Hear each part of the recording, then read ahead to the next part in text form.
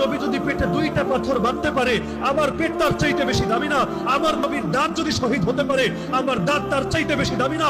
আমার নবীর গালে যদি চড় মারা হতে পারে, আমার গাল তার চাইতে বেশি দামি না? আমার নবীর চেহারায় যদি থুতু মারা হতে পারে, আল্লাহর কসম আমার চেহারা তার চাইতে বেশি দামি না?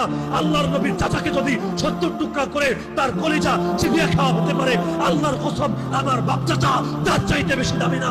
আরে আল্লাহর দ্বীনের জন্য যদি আল্লাহর নবীকে কাবা ছাড়তে হয়, মক্কা ছাড়তে হয়, পবিত্র ঘর ছাড়তে হয়, আমার ঘর, আমার এলাকা, আমার দেশ তার চাইতে বেশি দামি না? আমার মসজিদ, আমার মাদ্রাসা, আমার খানকা তার চাইতে বেশি না?